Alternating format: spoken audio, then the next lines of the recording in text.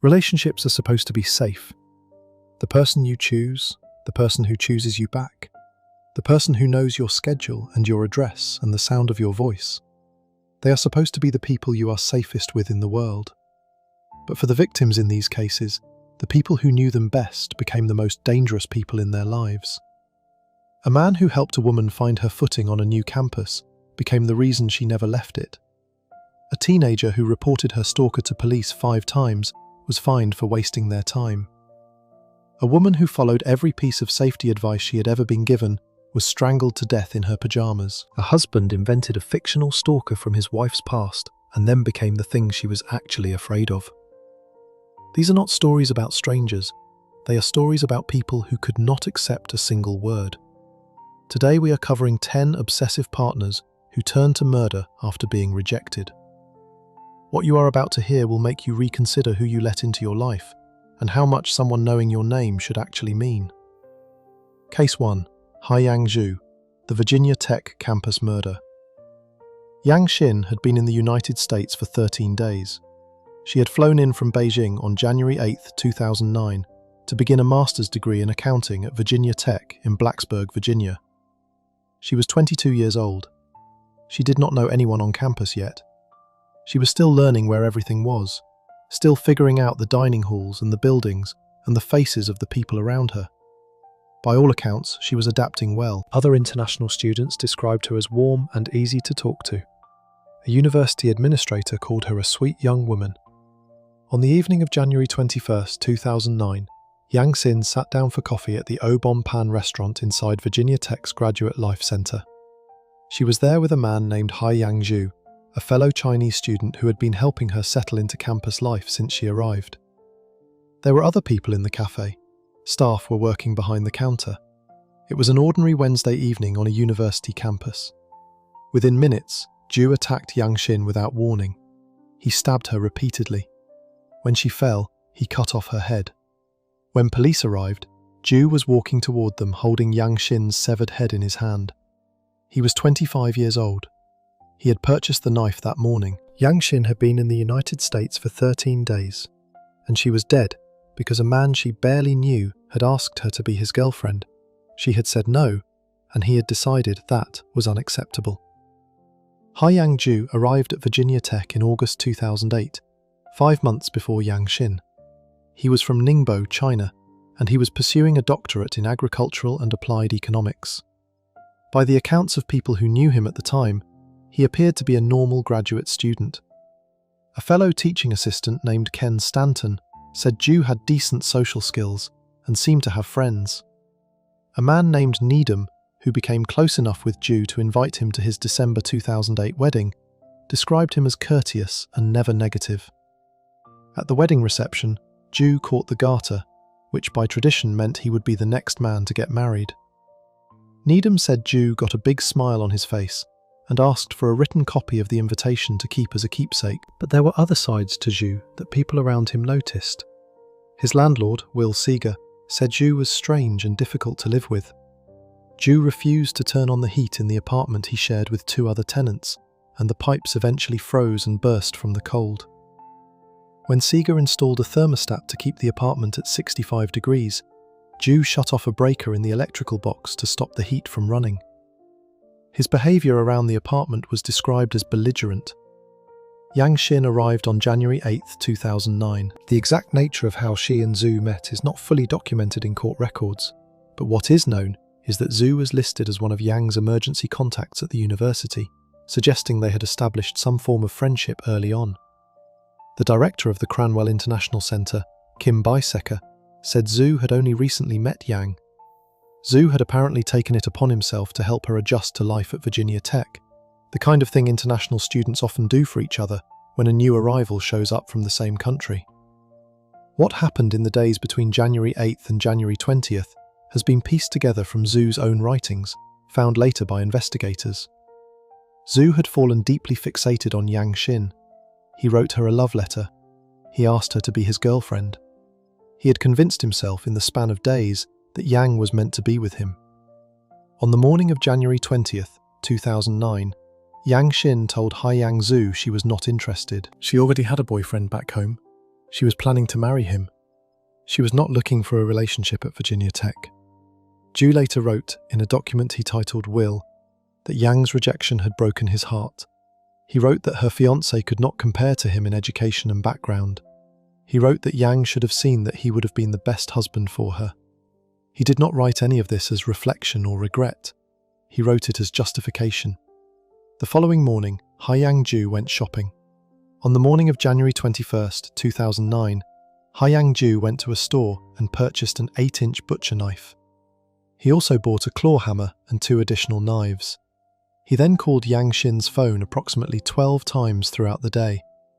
It is not documented whether Yang answered all of those calls or what was said during any of them.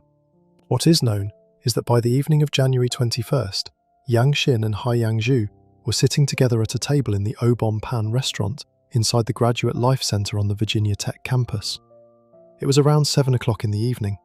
There was no argument. 7 cafe workers and patrons later told police that the two had not been arguing before the attack. There was no raised voices, no visible confrontation, no warning that anything was about to happen.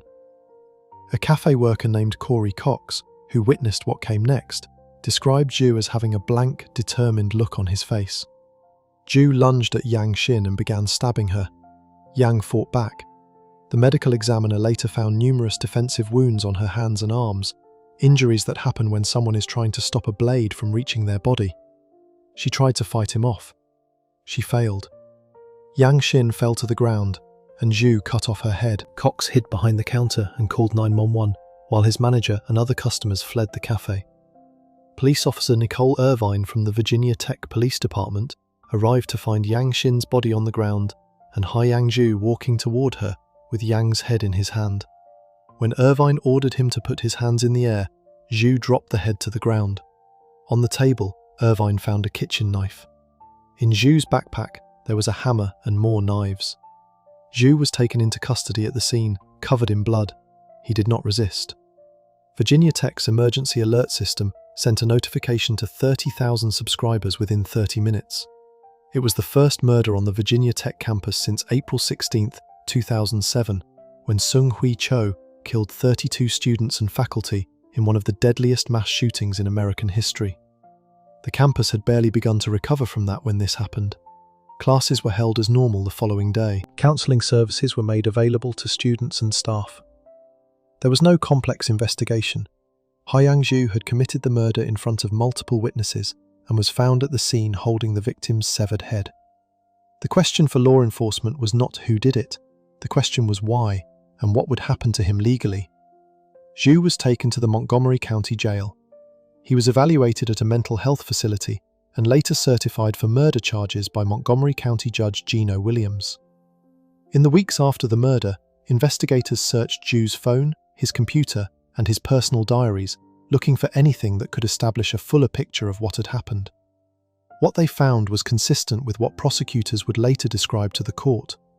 A man who had become fixated on a woman he barely knew, asked her to be with him, was rejected, and decided that was a reason to kill her. Ju's landlord and others who knew him were interviewed.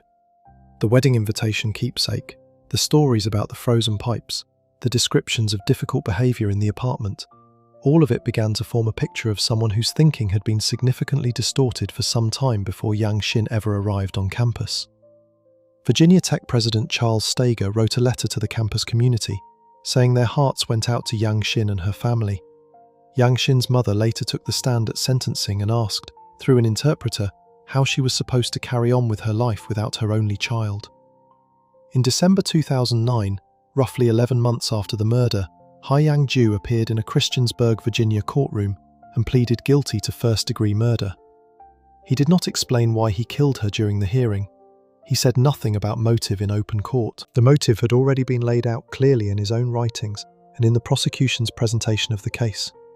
Commonwealth's attorney Brad Finch told the court that Zhu killed Yang Xin because she had rejected him. Finch also described the attack in detail, including the defensive wounds, the number of stab wounds, and the final act of decapitation. He described it as an extremely brutal murder. Zhu's attorneys noted he had no prior criminal record and no history of violence. They argued this should be considered in his sentencing. The prosecution argued the only way to protect the public was to keep Ju in prison for the rest of his life. On April 19, 2010, Montgomery County Circuit Judge Robert Turk sentenced Haiyang Ju to life in prison without the possibility of parole. Before delivering the sentence, Turk addressed Ju directly. He said the brutality of the murder defied any rational explanation. He said, "I guess the rage you had to do that to someone. It just scares me." Ju apologized to Yang Xin's family and to the community. His attorneys did not return press calls after the sentencing. Yang Xin's mother had already said everything that needed to be said when she stood in court and asked how she was supposed to go on without her only child. The prosecution said the victim's family was satisfied with the life sentence. A request to reconsider the sentence was later filed by Ju's attorneys and was denied by a Montgomery County judge. Ju remains in a Virginia state prison. He is not eligible for parole. The sentence is final. From inside prison, Ju wrote a letter in which he said that Yang Xin's rejection forced him to kill her, that she rejected him because he loved her too much. He did not express remorse in that letter. He explained himself. Yang Xin had moved to the United States to study accounting. She had a boyfriend at home she was planning to marry.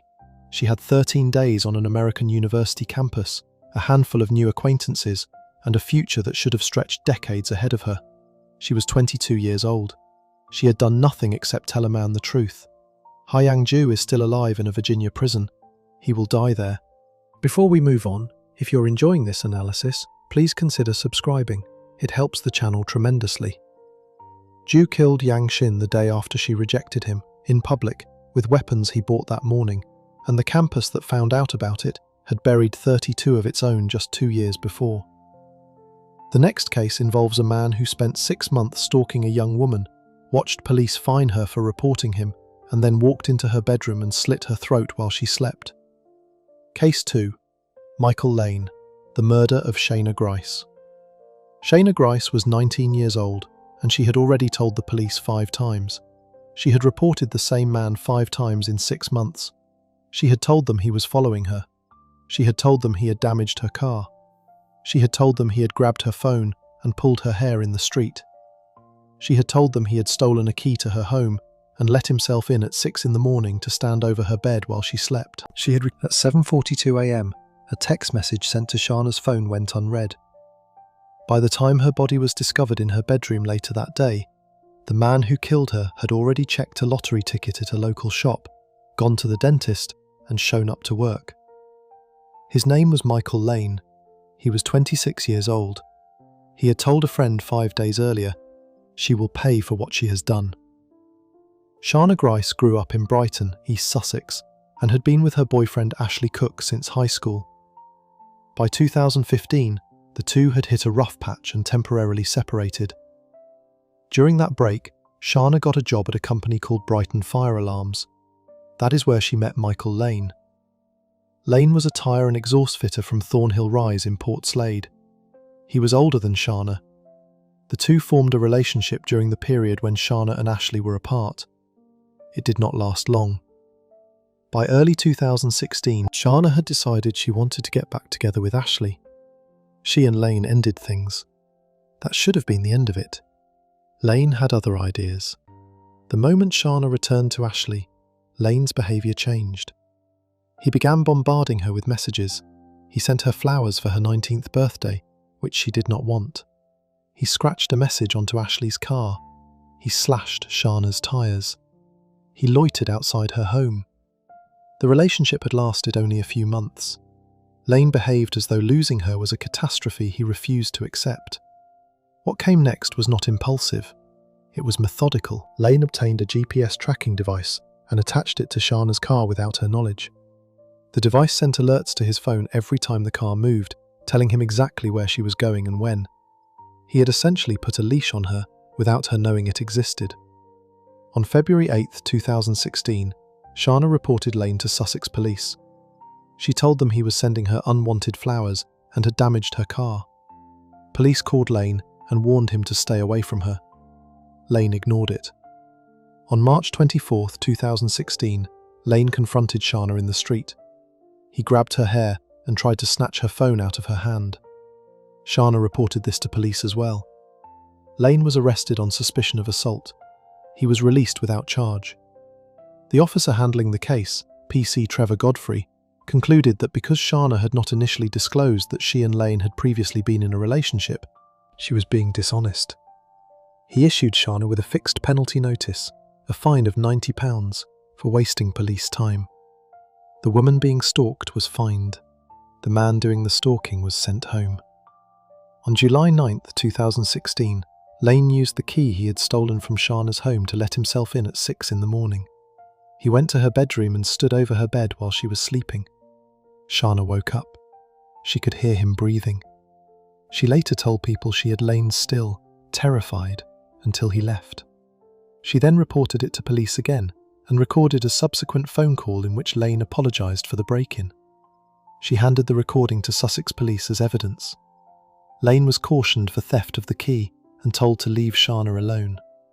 In the days that followed, Shauna made several more complaints to police that Lane was continuing to follow her. By August 2016, Shauna had reported Michael Lane to Sussex police 5 times in 6 months. She had documentation. She had a recording of him apologising for entering her home without permission. She had told them he was tracking her movements. On August 23, 2016, 2 days before her death, Shauna met Lane at a hotel to formally end things. This meeting had been arranged partly because Lane had told her he had saved screenshots of private text messages from their relationship, messages of a sexual nature, and had made it clear he would use them if she tried to cancel on him. It was blackmail dressed up as a conversation. After the meeting, according to police, Shauna had made her decision clear. She wanted to be with Ashley and not with Lane. 2 days later, Lane walked into her home and killed her. On August 25, 2016, at some point in the early morning hours, Lane entered Shauna's address at Christory Road in Portslade at a time when he knew she would be alone. He cut her throat. He then left immediately, walked to a nearby shop where CCTV footage later showed him checking a lottery ticket, went to a dentist appointment, and went to his job, all while Shauna bled out in her bedroom. Before leaving the scene, Lane also used Shauna's bank card at an ATM and attempted to withdraw £250, the amount he claimed she owed him for meals and gifts he had bought during their relationship. There was only £60 and 18 pence in her account. The person at the ATM withdrew £60 in 2 £20 notes and 2 £10 notes. Police later found £60 in Lane's car in exactly the same denomination. Lane admitted he had previously known Shauna's PIN, but said he had forgotten it. He also set fire to Shauna's bedroom in an attempt to destroy evidence before he left. Shauna's body was discovered later that day by Ian Cook, the father of her boyfriend Ashley. Lane was arrested the same day, August 25, 2016, at his workplace in Burgess Hill. From the moment of his arrest, Lane lied. In his first police interviews, he denied being at Shauna's home that day. He denied any knowledge of her death. Footage of those interviews, released after his sentencing, showed him calmly and repeatedly insisting he had nothing to do with it. Eventually, across 7 separate police interviews, his story shifted. In his 7th interview on September 2nd, Lane admitted he had in fact gone to Shauna's address that morning. He claimed he had found the front door open, gone inside, found her body in the bedroom, and panicked. He said he left without calling 999, without checking whether she was alive, without telling anyone what he had seen, because he was afraid of being accused of her murder. He had still gone to check a lottery ticket. He had still gone to the dentist. He had still gone to work. The jury did not believe him. The trial was held at Lewis Crown Court in March 2017 and lasted 2 weeks. Lane admitted to stalking Shauna, but maintained throughout that he had not killed her.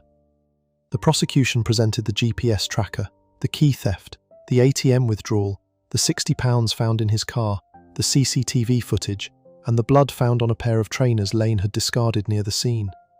They presented the 5 police reports Shauna had filed. They presented the text message Lane had sent 5 days before the murder.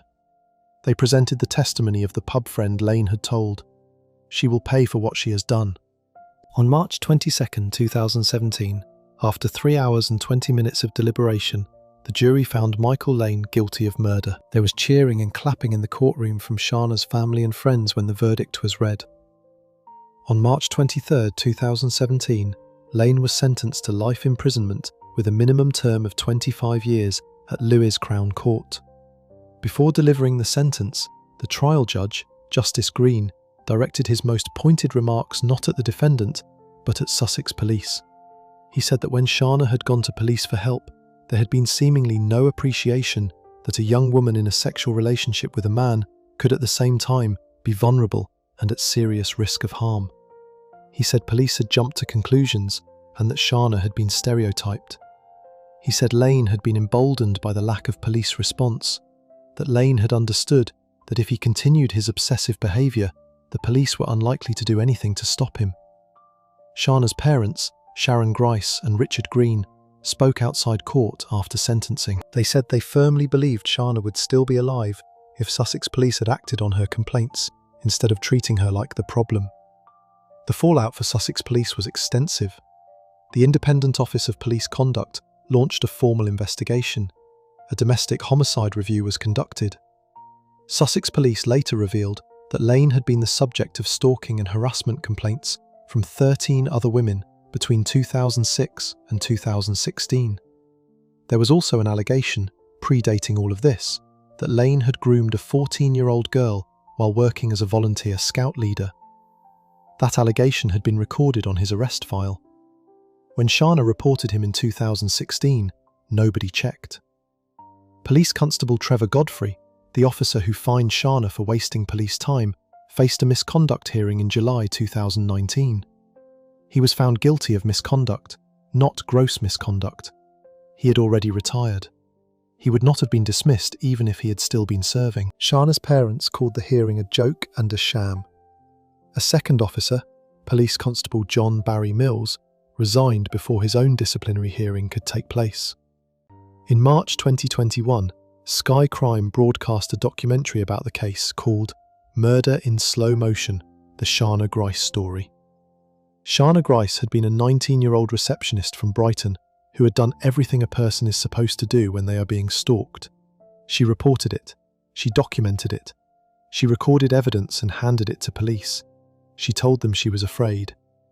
The system that was supposed to protect her fined her instead, and 6 weeks after the fine was issued, Michael Lane walked into her bedroom and cut her throat.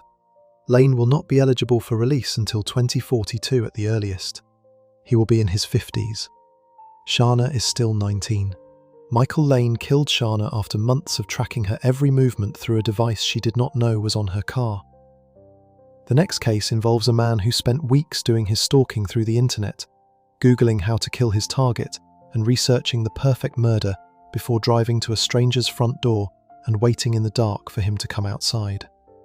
Case 3. Jesse Alvarez, the lover-stalker murder. Mario Fiero was 37 years old, a teacher and athletic coach at Cathedral Catholic High School in San Diego, California. His students knew him for his big smile and his love of sports. His colleagues knew him as someone who genuinely cared about the kids he worked with. He had recently gotten engaged to Amy Gembara, another teacher at the same school. The two of them had met at work, fallen in love, and were building a life together. On the morning of February 1st, 2021, Mario loaded the trunk of his car outside his apartment on Kansas Street in the North Park neighborhood of San Diego to go to work. It was the first day of in-person classes at Cathedral Catholic High School since the start of the COVID-19 pandemic. He never made it inside. Jesse Alvarez had been waiting outside for almost an hour. When Mario came out, Alvarez shot him 6 times. 4 of those shots were to the head. Mario Fiero died at the scene. When police arrived at the school to tell Amy Gembara that her fiancé was dead, she said immediately, "Jesse did it. Jesse did it." Amy Gembara had dated Jesse Alvarez for over 3 years before ending the relationship in September 2019. During that time, she had noticed what she later described as red flags: controlling behaviour, manipulation, a pattern of conduct that made her feel uncomfortable and unsafe. When she broke things off, Alvarez did not accept it. He began following her around San Bernardino, where both of them lived at the time. Amy eventually decided the only way to get a fresh start was to leave entirely. She moved to San Diego, got a job at Cathedral Catholic High School, and tried to put distance between herself and the man she had left behind. In San Diego, she met Mario Fiero. The two became a couple. They worked at the same school. They got engaged. The school, celebrating one of their own, posted a photo of the happy couple on social media. Jesse Alvarez saw it. Within 5 hours of that engagement post going up online, Alvarez had opened his phone and searched Google for how to hire a hitman, how to commit the perfect murder, how police can track you through your phone, and how to shoot someone with a 9mm Glock. He also tracked down Mario Fiero's home address the same day. Over the following 6 weeks, he kept searching. He looked up where best to shoot a person on their body to make sure they died. He searched how to commit murder without leaving forensic evidence. He searched how to kill your ex's fiancée. He enrolled in shooting classes at a gun range. He asked one of the instructors a direct question: where is the best place to shoot someone to kill them?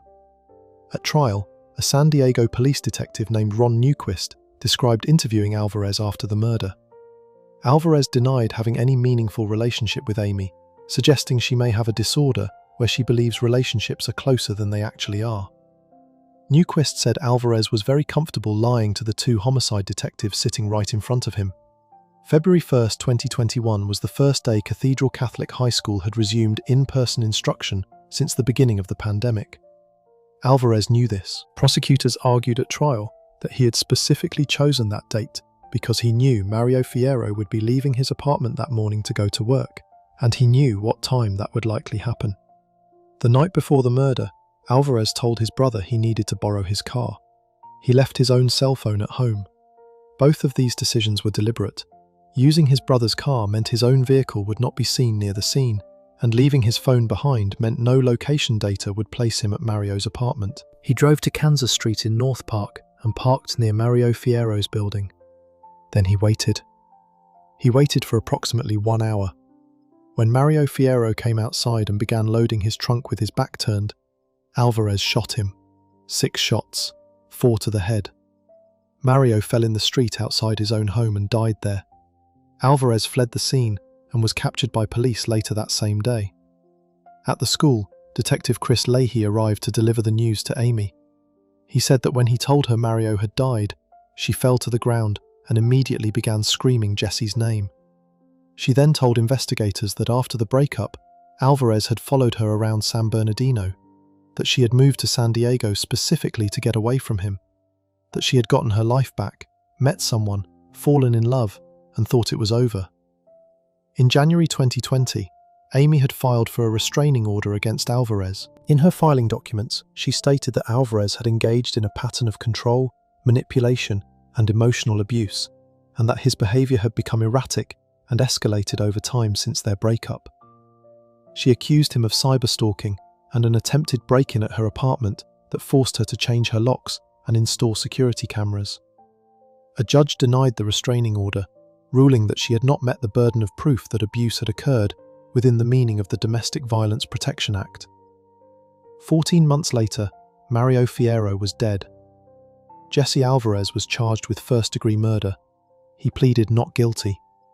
His trial began in early 2024. The prosecution, led by Deputy District Attorney Ramona McCarthy, laid out the case methodically. The Google search history, the shooting range enrollment, the question to the instructor about where to shoot someone to kill them, the fact that he drove his brother's car and left his own phone at home, the fact that he had tracked down Fiero's address the same day he saw the engagement photo, the fact that he waited outside for an hour before shooting Mario in the back as he loaded his trunk. McCarthy told the jury that every bit of evidence proved the defendant went there to murder him. Alvarez took the stand in his own defense. He admitted he had been obsessed with Amy Gembara. He admitted the Google searches existed. But he told the jury they were a therapeutic exercise, a way of venting his emotions without any real intention of acting on them. He said that on the morning of February 1st, he had been inspired by a Bible verse and had spontaneously decided to go speak to Mario Fiero in person, believing a face-to-face conversation would help him move on from his fixation. He said that when he arrived at the apartment and introduced himself, Fiero attacked him. That Fiero began punching him, that Alvarez pulled out his gun and begged Fiero to stop, that Fiero tried to grab the weapon, that in the struggle, the gun discharged and Alvarez kept firing out of fear. On cross-examination, Alvarez acknowledged that he had shot Mario Fiero 6 times, including in the back, before leaving. His defense attorneys also argued that Alvarez had undiagnosed autism spectrum disorder and obsessive-compulsive disorder, which a forensic psychologist confirmed at trial following an evaluation conducted after his arrest. The defense argued these conditions had contributed to the intensity of his fixation on Amy and his difficulty understanding that his behavior was not appropriate or welcome. The prosecution's response was straightforward. Mario Fiero had been shot 6 times with his back turned by a man who had spent 6 weeks Googling how to kill him, who drove someone else's car, left his phone at home, and waited outside for an hour. That is not a spontaneous conversation inspired by a Bible verse. The jury deliberated for approximately 1 day. On March 11, 2024, the jury found Jesse Alvarez guilty of first-degree murder. They also found true a special circumstance allegation of lying in wait, which under California law means the defendant concealed his purpose and waited to attack the victim by surprise. That finding made Alvarez eligible for life without the possibility of parole. Sentencing was originally scheduled for May 10, 2024, but was delayed multiple times. On February 5, 2025, Jesse Alvarez appeared before Judge Daniel Goldstein for sentencing. Amy Gembara gave a victim impact statement. Mario Fiero's sister Daniela also spoke. The court heard about who Mario was: the teacher, the coach, the man with the big smile who showed up every day to care about other people's kids. The man who had been loading his trunk to go to work when he was shot in the back of the head. San Diego County District Attorney Summer Stephan spoke publicly after the sentencing. She said, "The defendant ambushed the victim and repeatedly shot him to death in a most cowardly and cruel manner." Judge Daniel Goldstein sentenced Jesse Alvarez to life in prison without the possibility of parole, plus an additional 25 years to life. Jesse Alvarez is currently serving that sentence. He will never be released. Amy Gembara moved to San Diego to start over. She found a job she loved, at a school she loved, with a man she loved. She did everything right. She filed the restraining order. She documented the behavior. She spoke to investigators. She tried to protect herself and the people around her. Mario Fiero paid for Jesse Alvarez's obsession with his life. He was 37 years old. He was loading his trunk to go teach children. His students lost their coach. His family lost their son and brother. Amy lost her fiancé 4 months before their wedding. Alvarez will not see the outside of a prison again. Mario Fiero will not see anything at all. Jesse Alvarez spent 6 weeks researching the murder online before he ever left his house. The next case involves a man who did not research anything. He just tracked down a woman he barely knew, broke into her apartment, and strangled her to death the morning after she told him to stop claiming her as his girlfriend. Case 4. Antonio Wilson, the dating app murder. Fabiola Thomas had done everything right. She was 39 years old, living in Roswell, Georgia, a suburb north of Atlanta. She had a roommate, a job she was getting ready for on the morning she was killed, and a birthday coming up in 1 week. She would have turned 40. When Fabiola matched with a man named Antonio Wilson on the dating app Plenty of Fish, she was careful in the way that women who understand the risks of online dating learn to be careful. She told her friends where she was going before every meeting. She only ever agreed to meet Wilson in public places. She kept her home address private. She took the precautions that women are told to take. None of it saved her.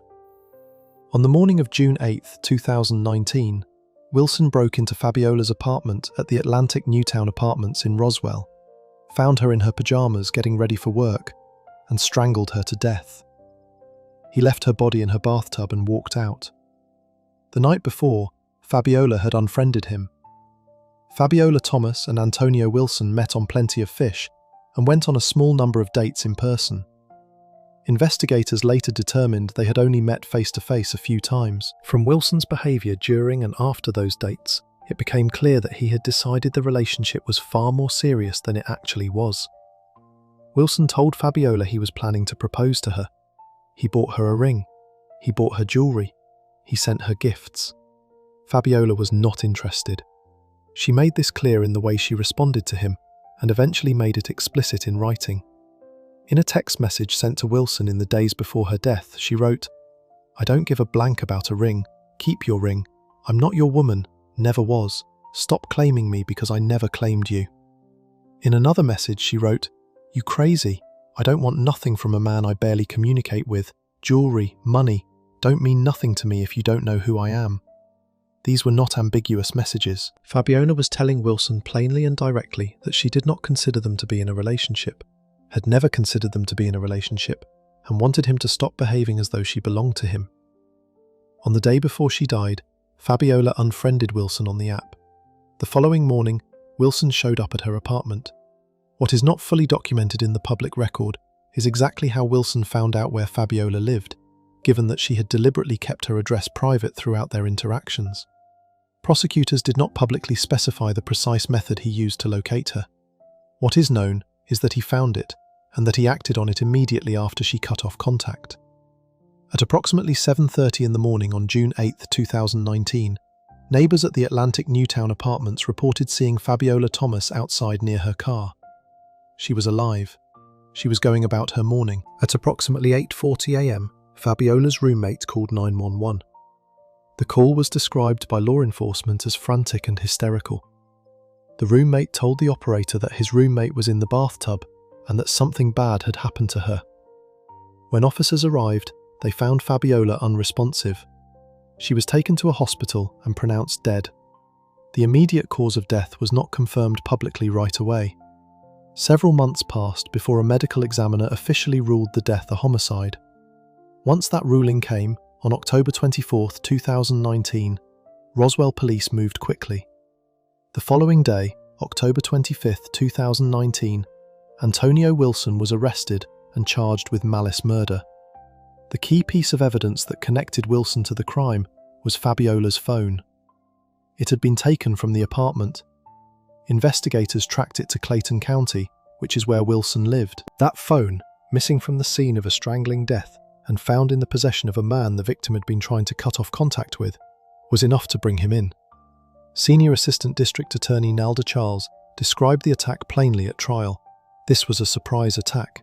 She did not know her attacker was coming that morning. Fabiola had been in her pajamas. She was getting ready for work.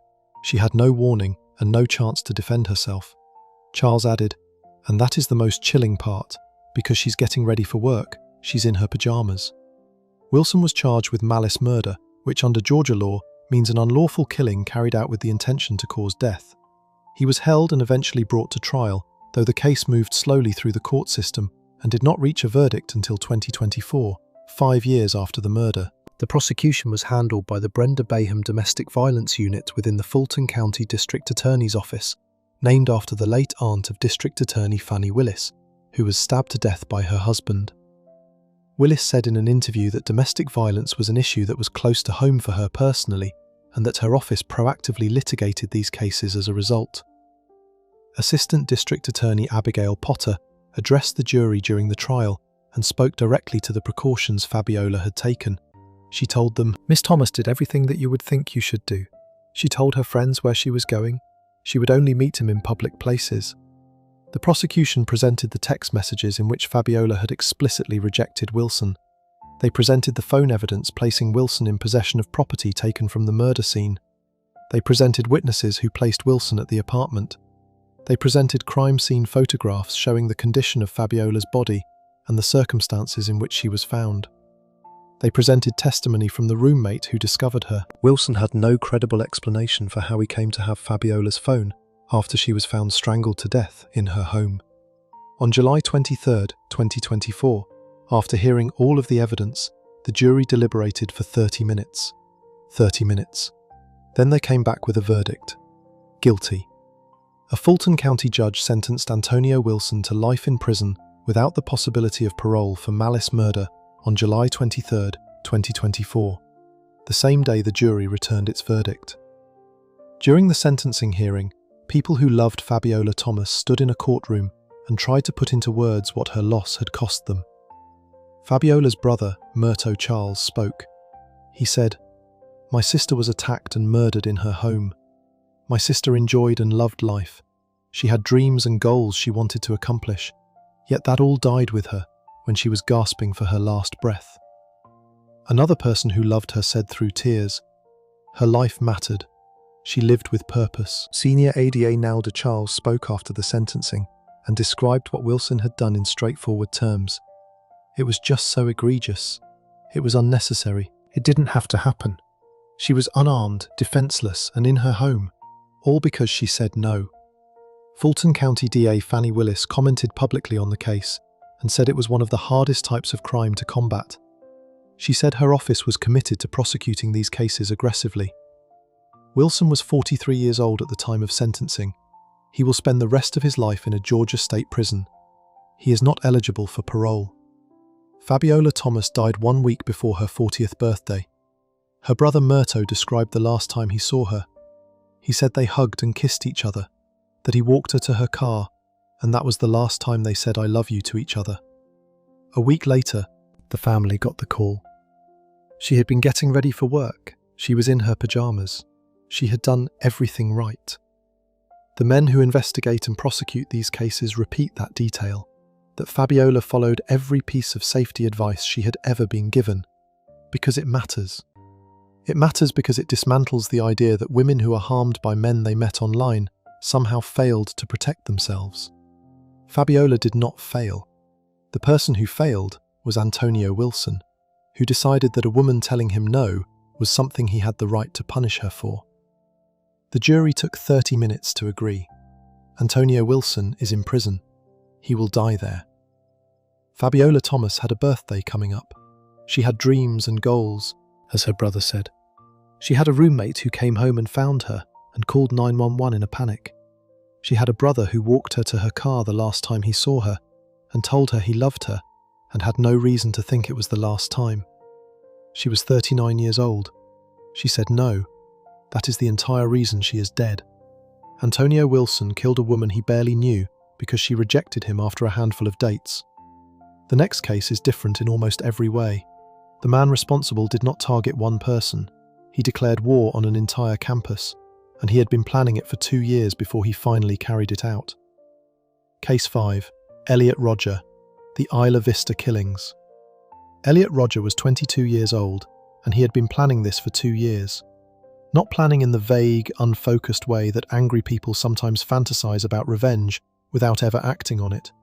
Planning in the specific, documented, written down in a 137-page document way. He had a name for it. He called it the Day of Retribution. He had a target. He had weapons. He had a timeline. He had written out, in detail, exactly what he intended to do and exactly why. The why, distilled to its simplest form, was this. Women had not wanted him, and he had decided they needed to be punished for it. On the evening of May 23, 2014, Rodger killed 6 people and injured 14 others in Isla Vista, California, the residential community adjacent to the University of California, Santa Barbara.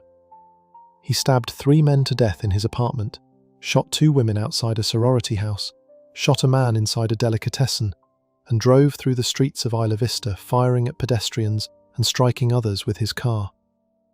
The attack lasted approximately 10 minutes. It ended when Rodger crashed his car and died from a self-inflicted gunshot wound to the head. He left behind videos, a manifesto, and a body count that shocked the country. Elliot Rodger was born in London, England, on July 24, 1991. His father, Peter Rodger, was a British filmmaker who later worked as a second unit assistant director on the 2012 film The Hunger Games. His mother was a Malaysian research assistant named Lee Chin. The family moved to the United States when Rodger was young, and he was raised in Los Angeles, California. His parents divorced when he was 7 years old. Rodger later wrote that the divorce was a devastating, life-changing event, though he said he gained respect for his father afterward when his father quickly found a new girlfriend. He wrote, with apparent seriousness, that males who can easily find female mates garner more respect from their fellow men, even from children. Rodger had been seeing therapists since he was 8 years old. Throughout his school years, he was bullied, struggled socially, and had significant difficulty forming friendships. People who knew him during that time later said that he frequently rebuffed attempts by others to be friendly, though Roger's own accounts described constant rejection from everyone around him. By the time he reached high school and then college, Roger had developed a consuming fixation on the idea that he deserved female attention and romantic relationships, and that the fact that he was not receiving them was a profound injustice being done to him personally. He roamed around Isla Vista every day, often sitting outside a Domino's Pizza hoping a woman would find him attractive and approach him. When it did not happen, his anger grew. He moved to Isla Vista in June 2011 to attend Santa Barbara City College. Before leaving, he told himself he was giving the world one last chance. He wrote that if he still faced the same rejection after the move, that would be the last straw. The rejection continued. By February 2012, he had withdrawn from all his classes. He had also begun, in his own words, to contemplate what he called the Day of Retribution. He was 20 years old when he started planning to kill people. Over the following 2 years, Roger documented his intentions in extraordinary detail. He uploaded videos to YouTube with titles including "Why do girls hate me so much?" and "Life is so unfair because girls don't want me." He wrote on personal blogs about his hatred of women and his envy of men who were in relationships. He frequented online forums populated by men who shared his resentment, and he wrote that reading posts on those sites confirmed his theories about women. In the summer of 2013, Roger attended a party in Isla Vista and tried to interact with women there. He was ignored. In a rage, he climbed onto a ledge and tried to push a group of people off it. He was the one who fell, breaking his ankle. He later added the house where the party took place to his list of targets. 2 new roommates moved into his apartment in September 2013. He immediately added them to his list of people he planned to kill, writing that he would have to eliminate them to get them out of the way on the day of his attack. In January 2014, he chose a date, April 26, 2014. He later pushed it back because he needed more time and was concerned about police presence during a large spring event in Isla Vista. He eventually settled on the evening of May 23, 2014. In February 2014, he bought a second handgun, a Sig Sauer P226, for $1,132 in Oxnard. He already owned 2 other legally purchased, registered firearms. He visited gun ranges multiple times and made multiple ammunition purchases throughout February and March. He also visited a library and asked a librarian to help him locate books about serial killers and mass murderers. His family became concerned. In April 2014, his mother discovered his YouTube videos, which contained references to suicide and violence. She contacted police. 6 officers from the Santa Barbara County Sheriff's Department visited Roger at his Isla Vista apartment on April 30, 2014. They spoke with him and found him to be, in their words, polite and kind. They determined he did not meet the criteria for an involuntary psychiatric hold and left. His 3 legally purchased handguns, his ammunition, and his written plans were all still in the apartment. 23 days later, he carried out the attack. On the evening of May 23, 2014, Roger began at home. His 2 roommates were Cheng Yuan Hong, 20, and George Chen, 19. Their friend Wei-Han Wang, also 20, was visiting the apartment. Roger attacked them individually as they arrived or were present in the apartment, killing each one separately and making efforts to conceal the bodies after each killing. Hong was stabbed 25 times. Chen was stabbed 94 times. Wang was stabbed 15 times and slashed 23 times. At 9:17 p.m, Roger uploaded his final YouTube video, titled Elliot Rogers' Retribution. In the video, filmed from the driver's seat of his car at sunset, he spoke about his loneliness, his virginity at 22, his hatred of women for rejecting him, and his hatred of men who had relationships. He said he would punish women for their lack of interest in him and eliminate the men they were attracted to instead. He described himself as a supreme gentleman. 1 minute after uploading the video, he emailed his 137-page manifesto, titled My Twisted World, The Story of Elliot Roger, to 34 people. The recipients included his parents, his therapists, former teachers, and childhood friends. His parents received the email and immediately recognized what it meant. His mother called 911 while his father drove toward Isla Vista. They were too late. Roger drove to the Alpha Phi sorority house near the UCSB campus. He knocked on the door repeatedly. Nobody answered. He walked away from the entrance and opened fire on 3 women who were walking nearby. Catherine Cooper, 22, and Veronica Weiss, 19, were shot and killed. A 3rd woman was wounded. He then drove to a nearby delicatessen called the IV Deli Mart and shot and killed Christopher Michaels Martinez, 20, who was inside the store. A witness named Dylan Fontillas was in the deli when the shooting happened. He later told ABC News that he looked Roger in the eyes during the shooting and that Roger almost had a smirk, like he was excited. Roger then drove through the streets of Isla Vista, firing at pedestrians from his car window and striking others with the vehicle itself. He exchanged gunfire with police twice and was shot in the hip during one of those exchanges. His car eventually crashed into a parked vehicle. When officers reached the crashed car, Roger was dead from a gunshot wound to the head. His 3 legally purchased handguns were recovered from the vehicle, along with 34 loaded 10-round magazines. The investigation confirmed what Roger had already documented himself. His manifesto, his videos, his search history, his purchase records, and his writings left no ambiguity about motive, planning, or intent. There was no trial. Roger had died at the scene. The Santa Barbara County Sheriff's Department described the attack as involving 10 separate crime scenes across Isla Vista. 6 people were dead, 14 were injured, 4 of them by the car itself. The victims who died ranged in age from 19 to 22 years old. The father of Christopher Michaels Martinez, one of the men killed inside the deli, held a press conference outside the Sheriff's Department the following day. His name was Richard Martinez. He was visibly shaking. He said, "Our family has a message for every parent out there. You don't think it will happen to your child until it does." Roger's father, Peter, later said in an interview that he had not known the monster inside his son. He said he had tried to help Elliot with his social struggles, including suggesting a trip to Las Vegas, which Elliot had rejected. The attack brought widespread attention to online incel communities, a term derived from involuntary celibate. In some corners of those forums, Roger was celebrated. Posts referred to him as a saint. Users marked the anniversary of the killings. His name was cited in manifestos written by other attackers in the years that followed, multiple of whom referenced him directly before carrying out their own violence. Catherine Cooper was 22. Veronica Weiss was 19. Christopher Michaels Martinez was 20. Cheng Yuan Hong was 20. George Chen was 19. Weihan Wang was 20. None of them had ever met Elliot Roger. None of them had rejected him. None of them had done anything to him at all.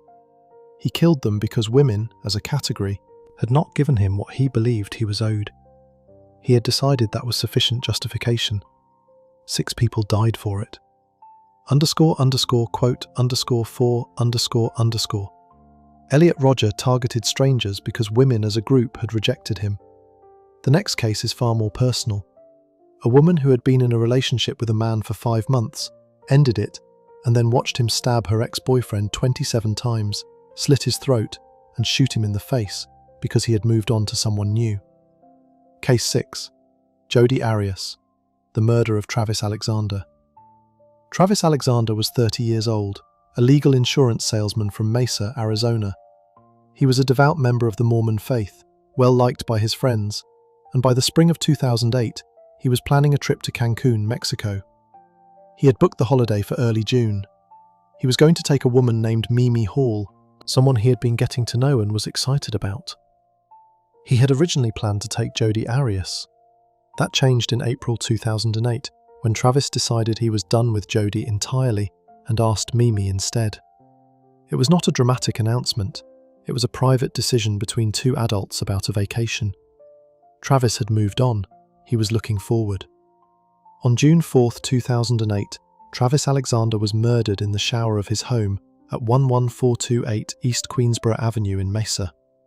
His body was not found for 5 days. When his friends finally broke into the house on June 9th, after he missed a conference call and stopped responding to messages, they found pools of blood leading to the bathroom, where Travis was in the shower. He had been stabbed between 27 and 29 times. His throat had been slit from ear to ear. He had a single gunshot wound to the forehead. Jodi Arias was arrested the following month. Jodi Ann Arias was born on July 9, 1980, and grew up in California. She was an aspiring photographer with no prior criminal history. In September 2006, she attended a business convention in Las Vegas, Nevada, where she met Travis Alexander through a mutual acquaintance named Carissa Carlisle, who was Travis's step-cousin. Travis and Jodi connected quickly. Within days of meeting him, Jodi ended her long-term relationship with her live-in boyfriend. She and Travis began a long-distance relationship, with Jodi in California and Travis based in Mesa, Arizona. Court records show the two exchanged approximately 82,000 emails and messages over the course of their acquaintance. In November 2006, Jodi converted to Mormonism.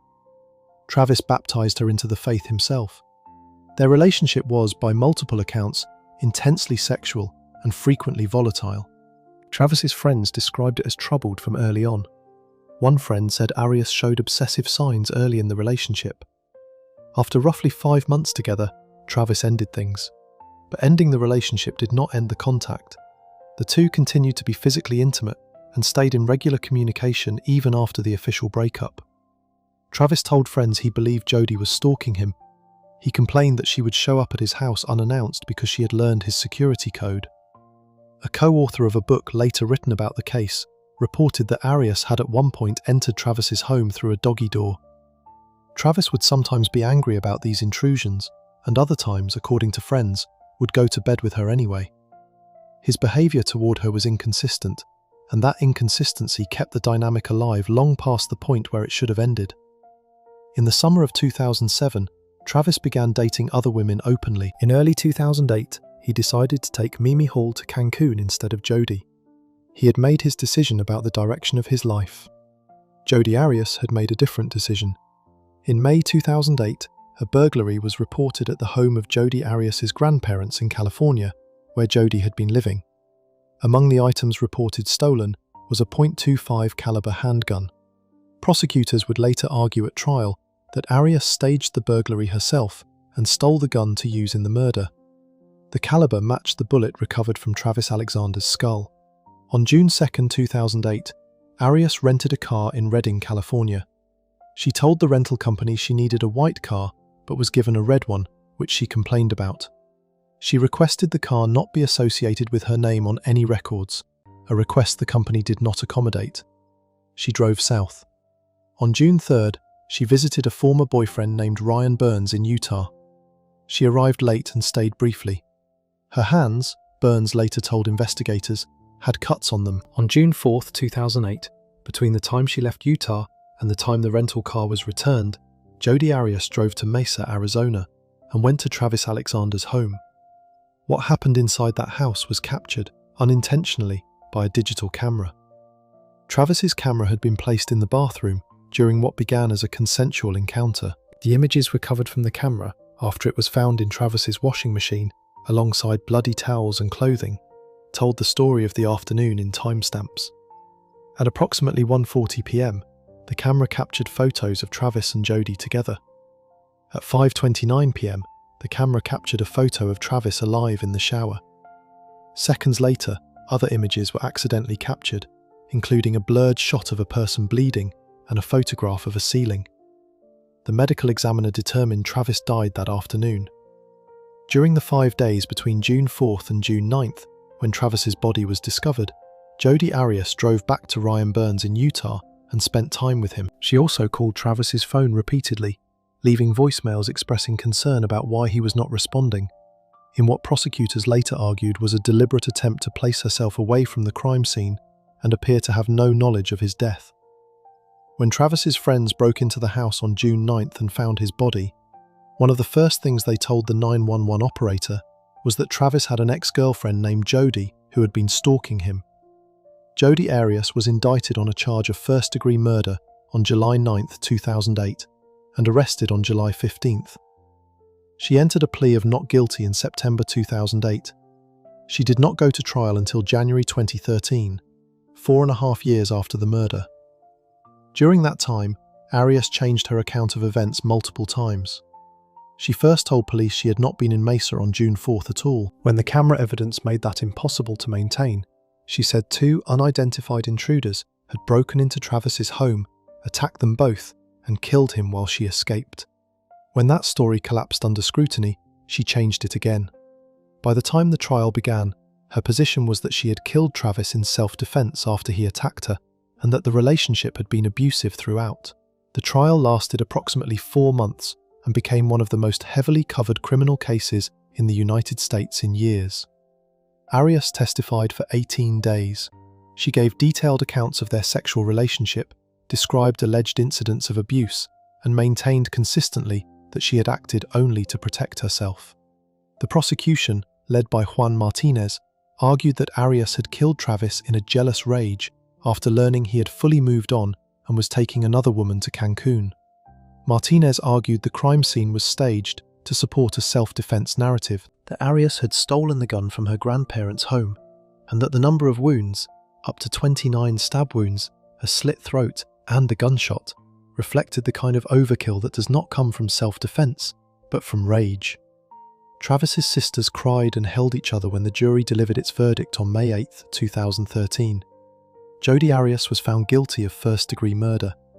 The penalty phase of the trial began on May 16, 2013. Under Arizona law, the jury first had to determine whether the crime was especially cruel.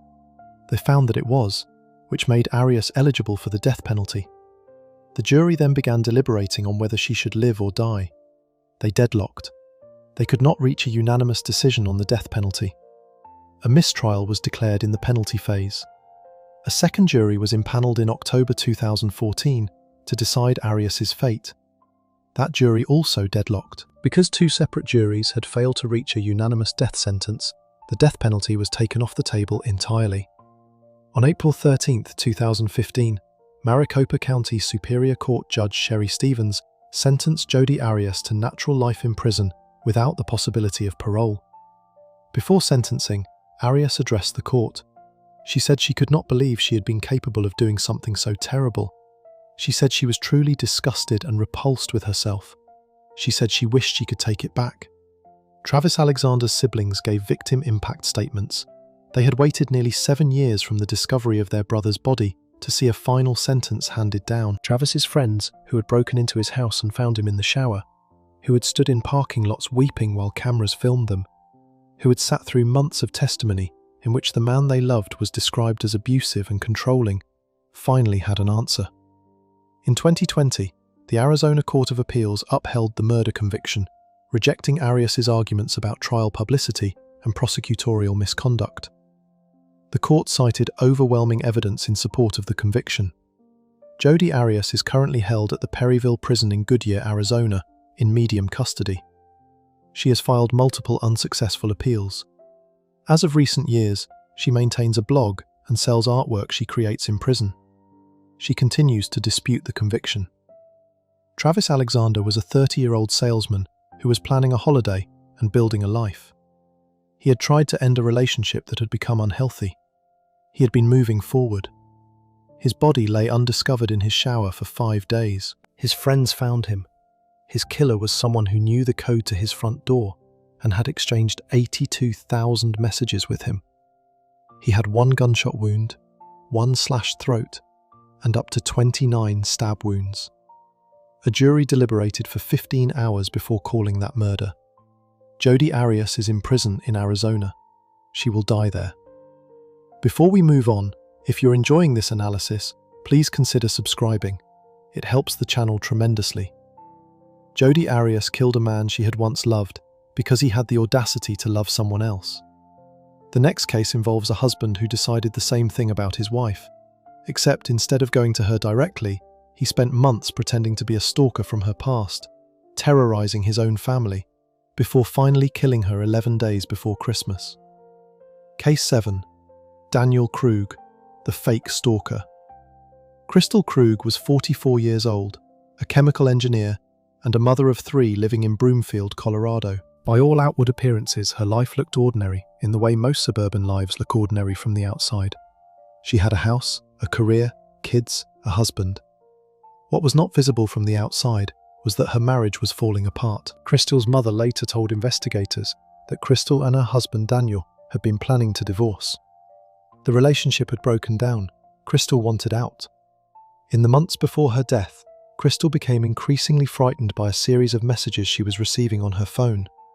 They appeared to be coming from a man named Jack Anthony Holland, a boy she had briefly dated as a teenager more than 20 years earlier. The messages were unsettling. They escalated. They suggested that someone from her distant past had tracked her down and was watching her. Crystal installed security cameras at her home. She began keeping a detailed written log of every message she received, which she provided to law enforcement. She started carrying a handgun. She did everything a person is supposed to do when they believe they are being stalked. On December 14th, 2023, 11 days before Christmas, Crystal Krug was found dead in the garage of her Broomfield home by a police officer responding to a welfare check. She had suffered blunt force trauma to the head and a stab wound to the heart. The man who had called in the welfare check was her husband Daniel. The stalker was Daniel too. Daniel Krug, also 44, had been married to Crystal for years. They had 3 children together. By late 2023, according to investigators and testimony presented at trial, the marriage had deteriorated to the point where Crystal was preparing to leave it. Her mother's account to investigators was straightforward. They were planning to get a divorce. For Daniel, that prospect appears to have been intolerable. Beginning several months before Crystal's death, someone began sending Crystal threatening and harassing messages. The messages came from a phone number and accounts associated with Jack Anthony Holland, the man Crystal had briefly dated more than 2 decades earlier when she was a teenager. Holland was now living in another state and had no contact with Crystal.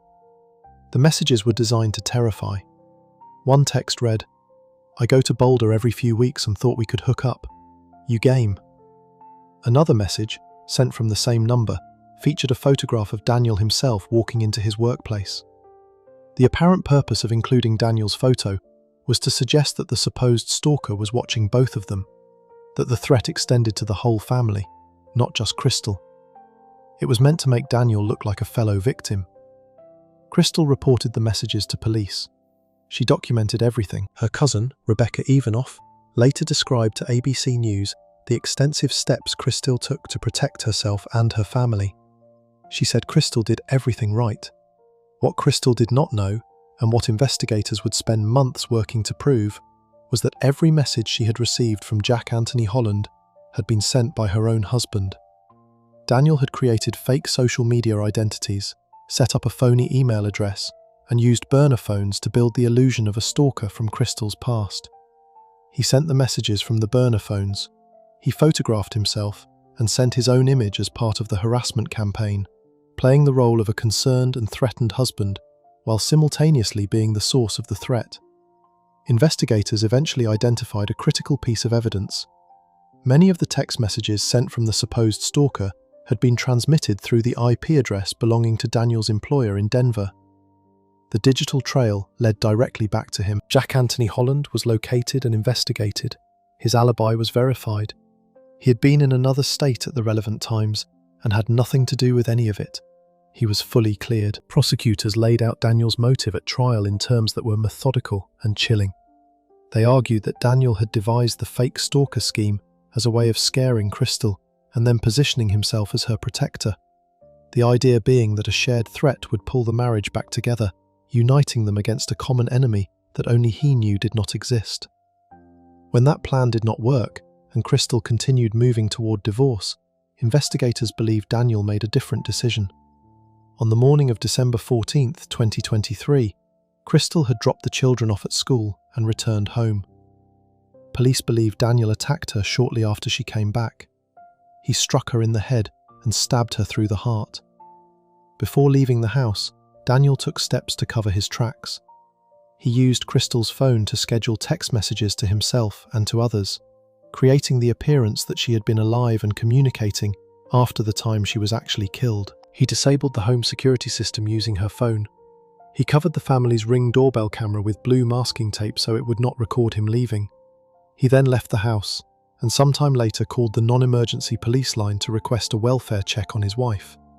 His recorded call to police was calm. He told the operator, "I don't think this is an emergency, but this feels really weird. My wife isn't responding to text messages or phone calls." Officers arrived and found Crystal dead in the garage with obvious head trauma. She was pronounced dead 15 minutes after police arrived. Daniel was arrested 2 days later.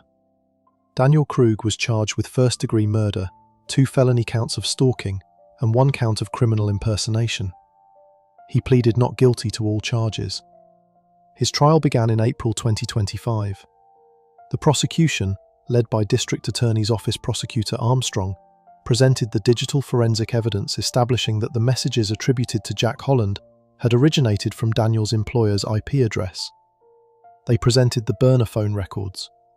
They presented surveillance footage showing Daniel leaving the house later than usual on the morning of the murder. They presented evidence that he had used Crystal's phone to disable the security system and had covered the doorbell camera with tape. They also called a witness the defense had not anticipated with any comfort, a former girlfriend of Daniel's from years earlier. She testified that after their relationship ended, Daniel had done the same thing to her. He had created multiple fake online personas and used them to stalk and harass her following their breakup. The pattern was identical. The tactics were the same. It had happened before, to someone else, years earlier, and no charges had ever been filed. Armstrong told the jury that Daniel had decided to play puppet master by impersonating Jack Anthony Holland, stalking and terrorizing his own family for months before murdering Crystal 11 days before Christmas. Daniel's defense maintained his innocence throughout. His parents sat behind him in court as the verdict was read. The jury began deliberating and returned a verdict the following day. On April 18, 2025, Daniel Krug was found guilty on all 4 counts: first-degree murder, 2 counts of stalking, and criminal impersonation. Judge sentenced Daniel Krug to life in prison without the possibility of parole on April 18, 2025, the same day the jury delivered the verdict. Under Colorado law, first-degree murder carries a mandatory sentence of life without parole. Daniel's statement to the court, delivered through a written filing to ABC News Program 2020, was that he maintained his innocence and would fight the conviction on appeal. Crystal's mother, Linda Grimsrud, spoke to 2020 after the sentencing. She said, "Every day is a difficult day. You wake up and you feel the pain, and then you just try to go on with your day." Crystal's cousin Rebecca Ivanoff also spoke publicly. She called for state and federal lawmakers to require communications companies to respond to stalking-related search warrants within 48 hours, arguing that the evidence linking Daniel to the fake messages had taken weeks to arrive from the relevant companies after warrants were issued. She said that a faster response could have identified him as the stalker and saved Crystal's life. She said, "Crystal did everything right. The system operated as it is currently designed, and she still got killed." Emily Tofter Nesteval, executive director of a Colorado-based legal non-profit that assisted Crystal's family, described the 48-hour request as more than reasonable and said her organization had encountered far too many cases where a more timely response from communications providers could have been life-saving. The case was featured in a September 2025 episode of ABC's 2020, titled "He's Right Behind You." Crystal Krug was a chemical engineer, a mother of 3, a woman who kept a stalker log and installed cameras and carried a gun because she was frightened. She had no reason to believe the source of her fear was sleeping in her bed every night. She had no way of knowing that the man sending the messages and the man offering her comfort about the messages were the same person. She documented everything. She cooperated fully with police. She took every precaution available to her. Daniel Krug used all of that against her. He watched her report a stalker that was him. He watched her carry a gun to protect herself from him. He sat across the dinner table from her every night while she was terrified of a ghost he had invented. Then he killed her and called it in as a welfare check. He is in a Colorado prison. He will die there. His 3 children no longer have a mother. They lost her 11 days before Christmas, to the person who was supposed to protect them. Before we move on, if you're enjoying this analysis, please consider subscribing. It helps the channel tremendously. Daniel Krug built an elaborate fiction over months to terrify his wife before killing her. The next case involves a man whose obsession was far less patient, an ex-boyfriend who, the same day he saw his ex-girlfriend's engagement photo posted online, began Googling how to have her new partner killed, and then spent 6 weeks turning that search history into a plan. Case 8. Zachariah Anderson, the jealous ex. Rosalio Gutierrez Jr. was 40 years old. He had a son from a previous relationship, a boy whose baseball career he was actively involved in. His former partner, Christy Raddatz Ortiz, later described in court how present Rosalio was in his son's life, how he showed up, how he stayed involved, how being a father mattered to him. He was, by the accounts of people who knew him, a man who was genuinely engaged with the people around him. In the spring of 2020, Rosalio was in a relationship with a woman named Sadie Beecham. Sadie had children of her own. She had previously been in a relationship with a man named Zachariah Anderson, with whom she also had children. That relationship had ended. Sadie had moved on. She was with Rosalio now. Zachariah Anderson had not moved on. On May 19, 2020, blood was found throughout Rosalio Gutierrez's apartment in Kenosha County, Wisconsin. It covered the walls. It covered the ceiling. It had run down a door frame and soaked into the couch. Rosalio was gone. His body has never been found. Anderson was convicted of intentional murder in March 2023 and sentenced to life in prison in May of the same year. He has never said where Rosalio Gutierrez is. Sadie Beecham had been in a relationship with Zachariah Anderson for some time before ending it. The reasons she gave for the breakup, which came out at trial, were practical and specific. Anderson would come and go from her home as he pleased, without any consistent contribution to the household. He did not contribute financially on a regular basis. He treated her living space as something he had access to on his own terms, regardless of what Sadie wanted. She ended the relationship because of the way he conducted himself within it. Anderson and Sadie had children together. That connection meant their lives remained intertwined even after the relationship ended, in the way that co-parenting always keeps two people connected, whether they want to be or not. But Sadie was no longer with him. She had made that clear. She began seeing Rosalio Gutierrez. What Anderson made of that transition is not documented in any statement he gave, because Anderson maintained throughout his arrest, trial, and sentencing that he had nothing to do with what happened to Rosalio.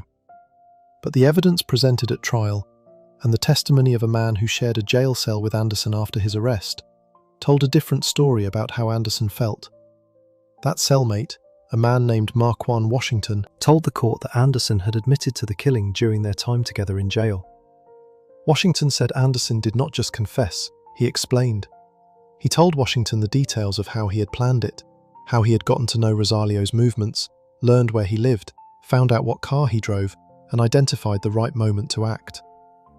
Washington described Anderson laying out the planning of the murder the way someone describes solving a logistical problem. Anderson's attorney, Nicole Muller, challenged the reliability of that testimony during the trial, pointing out that Washington was a fellow inmate and that his account could not be independently verified. She also argued that the absence of a body was significant, that without physical remains, the state could not prove beyond a reasonable doubt that Rosalio Gutierrez was dead, let alone that Anderson had killed him. The jury disagreed. The evidence at the scene of the crime was extensive. When Detective Lorne Anschutz responded to Rosalio's apartment on May 19, 2020, what he found was not a tidy scene. There was blood running down the wall and door frame, blood on the ceiling, blood on the cabinet, blood soaked into the couch. The volume and distribution of blood present in that apartment told investigators that whatever had happened there, it had been severe and it had been violent. Rosalio Gutierrez was not there. His body was not there. He was simply gone, and the blood that covered the apartment was the only evidence of what had last happened to him inside it. DNA analysis was conducted on the blood evidence. Lisa Treffinger, an analyst from the Milwaukee State Crime Lab, examined the items from the scene. Her findings were reviewed and confirmed by a peer reviewer named Ron Witucki. The blood at the scene was consistent with Rosalio. Investigators then turned to Anderson. On May 20, 2020, the day after Rosalio's blood-soaked apartment was discovered, Detective Anschutz responded to Anderson's residence. What he found was a large fire pit that was still smouldering. Anderson's friend Andrew Schultz, who had been at Anderson's home on May 19th, told police he had seen Anderson using the fire pit that evening. Schultz said on cross-examination that Anderson routinely burned material from job sites, but the timing was noted by investigators. A Dodge van associated with Anderson was examined. Forensic analysis found what appeared to be a blood stain, described as a pinhead-sized dark stain, on the vehicle.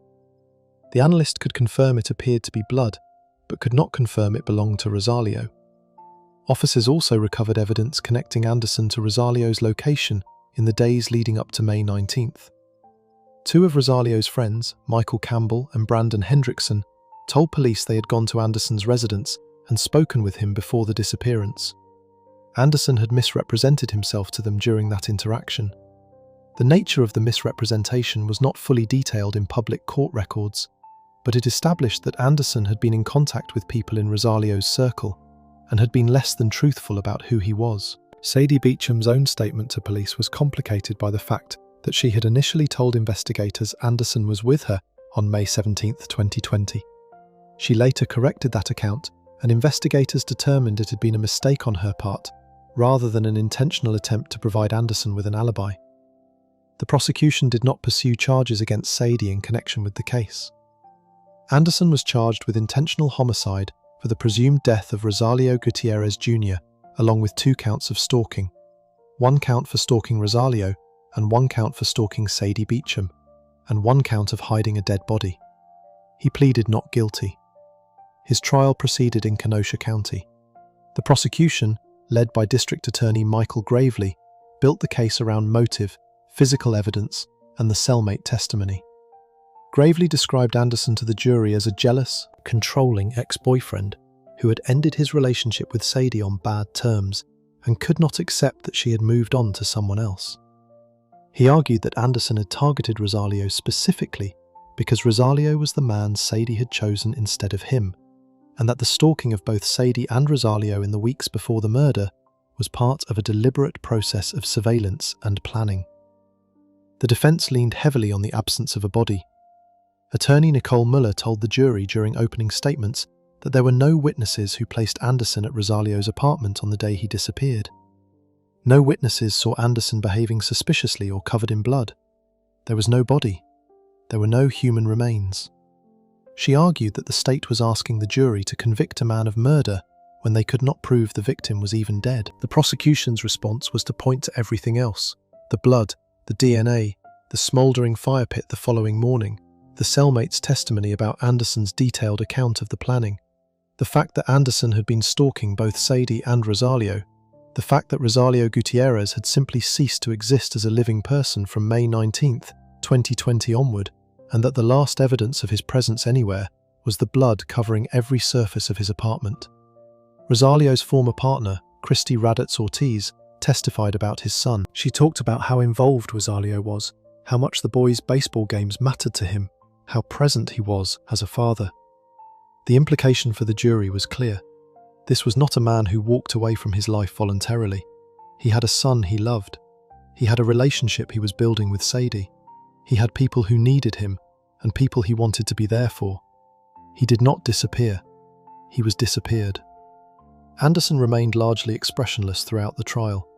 Witnesses noted during their victim impact statements that his apparent lack of emotion during the proceedings had been difficult to watch. On March 22, 2023, the jury found Zachariah Anderson guilty of intentional murder. They also found him guilty on both stalking counts and on the charge of hiding a corpse. The sentencing hearing took place on May 16, 2023, before Circuit Court Judge Bruce Schroeder in Kenosha County, the same judge who had presided over the trial of Kyle Rittenhouse in the same courthouse 2 years earlier. The hearing was described as lengthy and highly emotional. Multiple people connected to Rosalio Gutierrez stood up and addressed the court. The grief in the room was layered with something else: the particular anguish of not having a body to bury, not having a grave to visit, not having any physical place in the world that marks the fact that Rosalio Gutierrez existed and mattered. Kayla Petty, the mother of Rosalio's child, gave the first victim impact statement. She said, 3 years ago, Zachariah Anderson took a life. She began to address Anderson directly during her statement, which the judge briefly interrupted because it violated a court rule. She sat back down. Sadie Beecham gave her own statement. She apologized to her daughter and to Rosalio's family. She said, "I never imagined this would be my life." Mascara ran down her face as she spoke. She was addressing a courtroom full of people whose lives had been gutted by a man she had once been with, a man she had left, a man whose inability to accept that she had moved on had cost Rosalio Gutierrez everything. Anderson showed little visible emotion until his own daughter took the stand. She was wearing a beige Smurfs hoodie. She spoke immediately after her mother's tearful address. It was the only moment during the proceedings where Anderson appeared to show any reaction at all. Judge Schroeder spoke directly to Anderson before delivering the sentence. He said, "What you did was frightening, horrible, and you can wag your head all you want. The jury found beyond a reasonable doubt that you did it." Zachariah Anderson was sentenced to life in prison with the possibility of parole. He will be eligible for parole consideration at some point in the future. Whether he is ever released will depend on decisions made by a parole board years from now. Rosalio Gutierrez Jr. does not get a parole hearing. He does not get anything. His family does not know where he is. His son grew up without a father who had shown up to every baseball game. His remains have never been located, and Anderson has never said where they are. The blood on the walls of that apartment and the smouldering fire pit the morning after are the only physical traces of what happened on May 19th, 2020. Everything else, where Rosalio is, what exactly happened in that apartment, how it ended, remains known only to the man who did it and who has said nothing. Anderson is in a Wisconsin prison. He gets to be alive. He gets to breathe and eat and watch his daughter grow up from behind prison glass. Rosalio Gutierrez's son goes to baseball games without his father in the stands. Zachariah Anderson destroyed a man and hid the evidence so thoroughly that the body has never been found. The next case involves a woman who hid nothing at all. She called 911 herself, admitted to the shooting on the phone, and then spent years in a courtroom trying to convince two separate juries that what she did to the man who wanted to leave her was actually self-defense. Case 9. Shauna Hubers, the murder of Ryan Poston. Ryan Carter Poston was 29 years old, an attorney from Fort Mitchell, Kentucky. He had 3 younger sisters, a stepfather named Peter Carter who he was close to, and a life that by the fall of 2012 was moving in a direction that had nothing to do with Shauna Hubers. Ryan had been trying to extract himself from his relationship with Shauna for some time. The relationship had been volatile from early on, marked by repeated breakups and reconciliations over an 18-month period. By October 2012, Ryan was done. He had a date arranged with another woman, a woman named Audrey Bolt, who had won the Miss Ohio USA title that same year. He had told his stepfather about her. He was looking forward to it. On the night of October 12, 2012, Ryan Poston had plans to meet Audrey Bolt at a bar in Milford, Ohio, at 9:30 in the evening. He never showed up. Shauna Hubers was at his condominium in Highland Heights, Kentucky that night. She called 911 herself to report that she had shot Ryan Poston. He was found shot 6 times. During the interrogation that followed, Shauna Hubers danced around the interrogation room, sang Amazing Grace, and told detectives that she had given Ryan the nose job he always wanted by shooting him in the face. She was 22 years old. Shauna Michelle Hubers was born in 1990 and was a psychology student at the University of Kentucky in Lexington when she met Ryan Poston in 2011. She had been introduced to him through his step-cousin, Carissa Carlisle, who was a mutual acquaintance. Ryan was 28 at the time, Shauna was 20. She graduated from the University of Kentucky cum laude and was pursuing a master's degree in school counselling. On paper, Shauna Hubers was an academically accomplished young woman. What people who knew Ryan described in the years following the murder was something different beneath that surface. A controlling, obsessive dynamic that Ryan had struggled to manage and had repeatedly tried to end. Ryan and Shauna began dating shortly after they met. From early on, the relationship was described by Ryan's friends as troubling. One friend said Shauna showed obsessive signs in the early stages.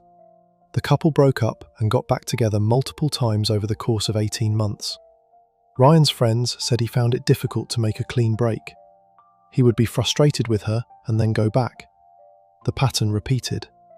By 2012, Ryan had told people around him he wanted out permanently. He was 29 years old, he was working as an attorney, and he had begun seeing other women. He met Audrey Bolte and arranged a date.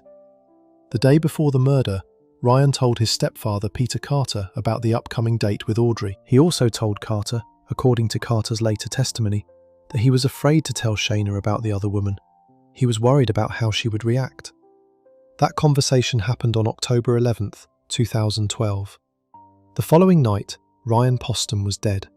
Carissa Carlisle, the woman through whom Poston had met Hubers, testified at trial that Ryan had been trying to avoid conflict with Shauna in the period leading up to his death. She read from a series of text messages she and Ryan had exchanged before he was killed. The content of those messages established that Ryan was walking carefully around Shauna, managing her, rather than confronting her directly, because he understood on some level that her reaction to rejection would not be straightforward. He was right about that. He was just not right about how far it would go. On the night of October 12, 2012, Audrey Bolte was at a bar in Milford, Ohio at 9:30, waiting for Ryan Poston. He did not arrive. She waited. He never came. Shauna Hubers called 911 from Ryan's condominium at Highland Heights that night and reported that she had killed him. Ryan Poston had been shot 6 times. Hubers was taken in for questioning. The interrogation that followed lasted hours. What happened during that interrogation was not what investigators typically see from someone who has just killed another person, even someone claiming self-defense. Hubers was left alone in the interrogation room at various points. During those periods, she paced around the room. She danced. She sang Amazing Grace. When speaking with detectives, she described shooting Ryan in the face by saying she had given him the nose job he always wanted. She framed the killing casually, almost as a punchline. She made another comment that became significant later. She said she did not know if anyone would ever want to marry her if they knew she had killed a boyfriend in self-defense. She had already decided, in the hours immediately following the shooting, what her legal argument was going to be. Hubers maintained throughout the interrogation and in the years that followed that Ryan had been abusive during their relationship and that she had killed him to protect herself. She claimed the shooting was a response to an attack he launched on her inside his own home. She said he lunged at her. She said she had no choice. Prosecutors argued that the physical evidence did not support that account and that the number of gunshot wounds, 6 shots including shots to the face, reflected something other than a panicked act of self-defense from a woman under attack. They argued that Ryan Poston had been trying to end the relationship permanently, that Shauna Hubers knew it, and that the murder was the product of an obsession that had built over 18 months and finally broke on the night he failed to show up for a date with another woman. Hubers was indicted for murder on December 20, 2012, and entered a not guilty plea in January 2013. She remained in the Campbell County Jail for more than 2 years because she could not meet her $3 million bail. Her trial did not begin until April 13, 2015. The prosecution was led by Michelle Snodgrass. The case rested on several pillars: text message evidence showing the nature of Hubers' obsession with Ryan, witness testimony from Ryan's friends and family about the relationship and his efforts to end it, testimony from Audrey Bolte confirming the date that Ryan never arrived for, and testimony from a former cellmate of Hubers named Cecily Miller. Miller's testimony was among the most damaging presented at trial. She told the court that Hubers had bragged about the killing while they were housed together. She said Hubers had laughed about shooting Ryan in the face and giving him the nose job he always wanted. Miller also testified that Hubers had discussed her legal strategy openly with her, saying she had considered pleading insanity, but had decided against it because she was too smart, noting her own IQ. She said Hubers had then said she would plead battered wife syndrome instead. Hubers did not take the stand in her own defense during the first trial. Her legal team relied instead on the footage of her police interrogation, in which she had maintained the killing was self-defense, and called witnesses to support the narrative that Ryan had been abusive. Peter Carter, Ryan's stepfather, testified that the day before his son's death, Ryan had told him about the upcoming date with Audrey Bolte and had expressed fear about telling Shauna. That testimony directly undermined the defense's portrait of Ryan as an aggressor. Audrey Bolt testified that she and Ryan had made plans to meet at a bar on the night of October 12th, that she had looked forward to it, and that Ryan had simply never appeared. Carissa Carlisle, through whom Hubers and Poston had met, read the text messages she and Ryan had exchanged before his death. Those messages showed a man trying to manage a difficult and volatile situation carefully, not a man engaged in a pattern of abuse. After 5 hours of deliberation, the jury found Shauna Hubers guilty of murder on April 23, 2015. She was sentenced to 40 years in prison with parole eligibility after 20 years. The conviction did not hold. On August 25, 2016, Hubers' conviction was overturned on appeal. The basis for the overturn had nothing to do with the evidence or the verdict itself. It was procedural. One of the jurors in the original trial had a prior felony conviction. Under Kentucky law, convicted felons are prohibited from serving on juries. The juror had concealed this during jury selection. Because of that concealment, Hubers was entitled to a new trial. A second trial was scheduled and delayed multiple times. It finally began on August 8, 2018, more than 5 years after Ryan Poston was killed. The second trial differed from the first in one significant way. Shauna Hubers took the stand. She testified at length. She gave detailed accounts of her sexual relationship with Ryan. She described alleged incidents of abuse in their relationship. She maintained, as she always had, that she had acted in self-defense on the night of October 12, 2012. The defense built its case around the assertion that Ryan Poston had been a controlling and abusive partner, and that Hubers had been his victim long before she became his killer. Attorney Peter Blair told jurors that while Hubers' behaviour might have seemed offensive, insulting, and immature, what mattered was that she had genuinely feared for her life on the night of the shooting. The prosecution pushed back on that framing, with the same evidence it had used in the first trial, and with Hubers' own behaviour in the hours and days after the shooting. The dancing in the interrogation room, the remark about the nose job, the casual discussion of legal strategy with a cellmate, the fact that she had immediately framed the killing as self-defense before investigators had even begun to build a picture of what happened. The second jury deliberated for 5 hours. On August 28, 2018, they returned the same verdict as the first, guilty of murder. On October 18, 2018, Shauna Hubers was sentenced to life imprisonment with the possibility of parole. Under the terms of her sentence, she would be required to serve a minimum of 17 years before becoming eligible for parole consideration. That date falls in 2032. She is currently incarcerated at the Kentucky Correctional Institute for Women in Pee Valley, Kentucky. The case attracted coverage from multiple major television programs over the years, including ABC's 2020, CBS's 48 Hours, Oxygen's Snapped, and Oxygen's It Takes a Killer.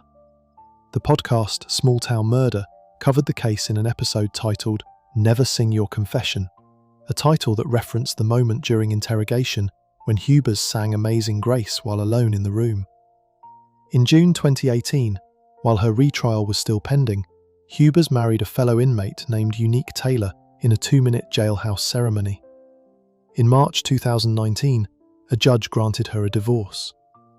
Ryan Poston's family had sat through 2 separate murder trials to get to a final answer. They had watched the first conviction overturned on a technicality. They had watched the same evidence be presented again, watched the same story be told again, watched Shauna Hubers take the stand the second time and try again to reframe what she had done as something other than what it was. The second jury took 5 hours and reached the same conclusion as the first. Ryan Carter Poston was an attorney with younger sisters, a stepfather he confided in, and a date he was looking forward to. He had been trying to leave a relationship that had become something he could not manage. He had been careful about it, handling it slowly, afraid of the reaction. He was right to be afraid. He was shot 6 times in his own home by the woman he was trying to leave on the night he was supposed to be at a bar meeting someone new. Audrey Bolt sat at that bar and waited. Ryan never came.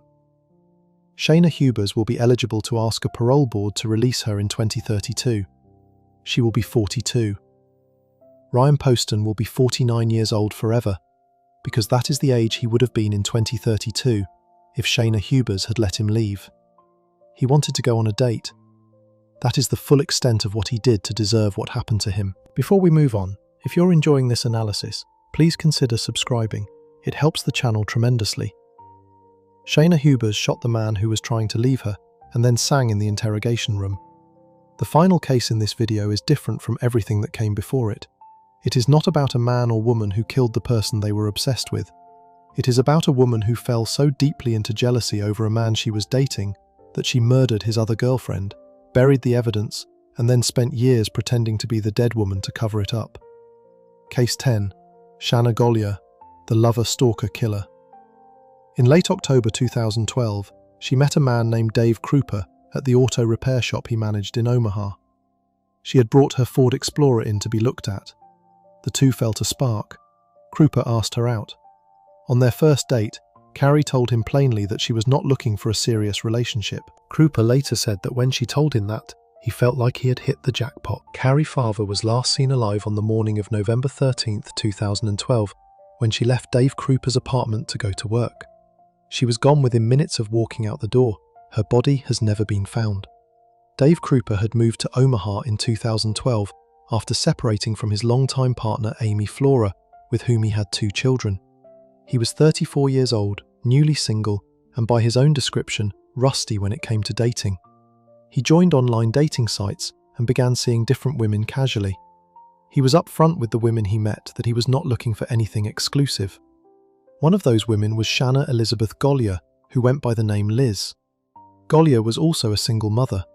They met through an online dating site in the late spring or early summer of 2012 and began a casual sexual relationship.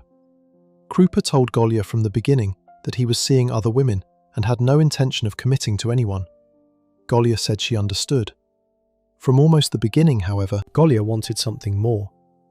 According to court records and the prosecution's case at trial, Grace was not casual about Krupa at all. She wanted a commitment from him. She pushed for more than he was offering. Krupa kept the relationship at arm's length. In late October 2012, Krupa met Carrie Farver.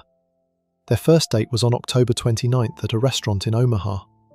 During the date, Krupa's phone began ringing and buzzing repeatedly with calls and texts from Grace. He ignored them at first, then stepped away to tell her he was busy and would call later. When Krupa and Carrie left the restaurant and went back to his apartment, Grace showed up at the security door of his building almost immediately. She was crying. She said she needed to collect some belongings she had left at his place. Krupa went to the door. He left Carrie in the apartment, went downstairs, and told Grace to wait. He went back up, explained the situation to Carrie, and Carrie decided to leave rather than stay while the other woman was at the door. As Carrie walked out of the building, she passed Grace standing in the hallway. The encounter lasted only seconds. Carrie got into her black Ford Explorer and drove away. Grace had seen her. She knew what Carrie looked like. She knew what she drove. Over the following 2 weeks, Carrie and Krupa continued seeing each other regularly. Because Carrie had a large work project and her job was located around the corner from Krupa's apartment, she had been staying with him during that period for convenience. On the night of November 12, 2012, Carrie stayed at Krupa's apartment. The next morning, November 13th, Krupa kissed her goodbye and left for work. That was the last time Dave Krupa saw Carrie Farver alive. That was the last time anyone saw Carrie Farver alive. Later that same morning of November 13th, Krupa received a text message from Carrie's number. The content of the message was strange. It said she wanted to move in with him permanently.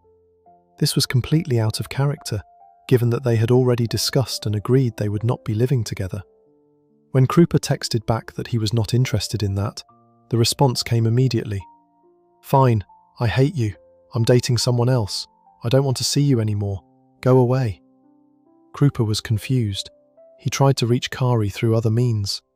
She did not respond in any way that seemed like the woman he had been spending time with. Then, 2 days later, the messages started in earnest. His phone began filling up with texts from Carrie's number, angry, erratic, threatening messages, then emails, then social media messages, then contact with his children's mother, Amy Flora, then contact with Carrie's own mother, pretending to be Carrie, claiming she had taken a new job in Kansas and was building a different life.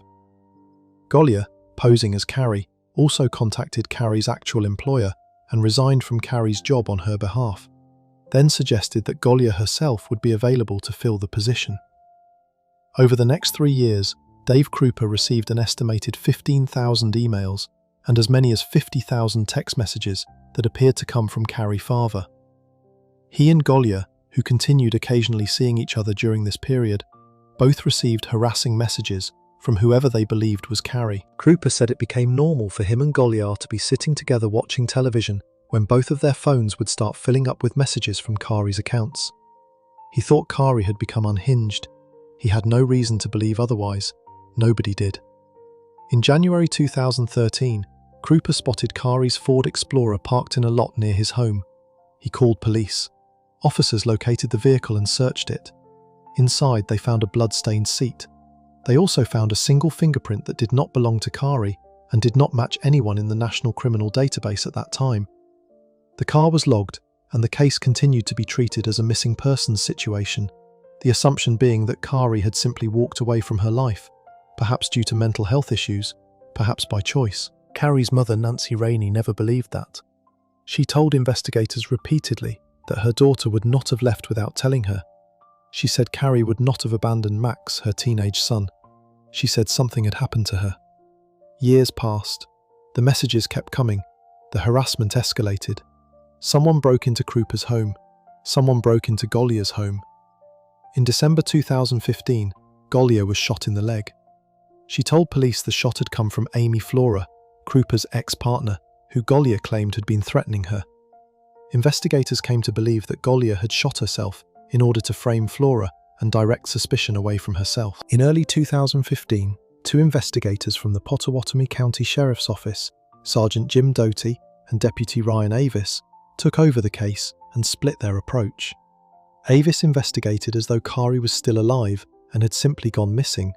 Doty investigated as though she was dead. They brought in a digital forensics expert, Special Deputy Tony Cava, to comb through the downloaded contents of phones and devices that had been collected from Krupa and Golia years earlier. What Cava found in those old downloads changed everything. On Golia's phone, buried in data that had been sitting in a file for years, was a photograph of Carrie Farver's Ford Explorer. The photo had been taken a month before police had even recovered the vehicle. Golia could not have taken that photograph unless she had access to the car before anyone reported finding it. Then investigators found something worse. Also on Golia's devices was a photograph of what appeared to be a decomposing human foot. The foot had a tattoo on it, a Chinese symbol. Carrie Farver had a tattoo of a Chinese symbol on her left foot. The evidence mounted. Investigators were also able to establish that the emails and texts sent under Carrie's name, which had been flooding Krupa's phone for years, had all originated from Golia's devices and accounts.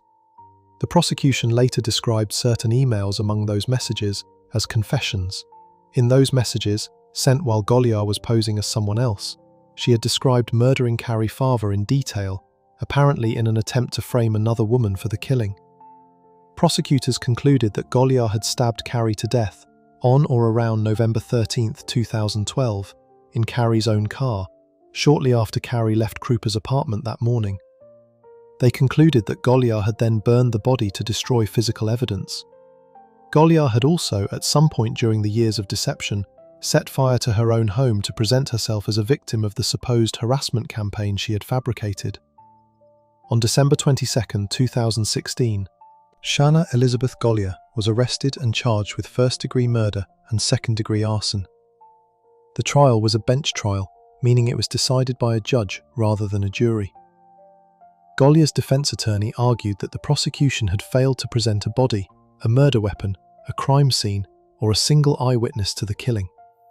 He argued that without those foundational pieces of physical evidence, no one could say beyond a reasonable doubt that a murder had even taken place. District Judge Timothy Burns was not persuaded.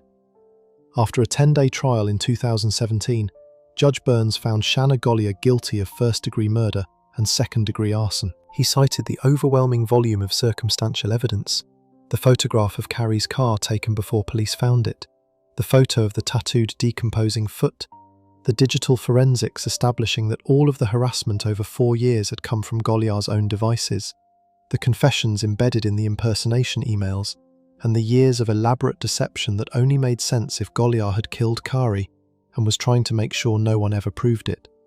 In August 2017, Judge Burns sentenced Shauna Goliar to life in prison without the possibility of parole for the murder of Kari's father. He also sentenced her to a consecutive 18 to 20 years for the arson conviction. Goliar appealed.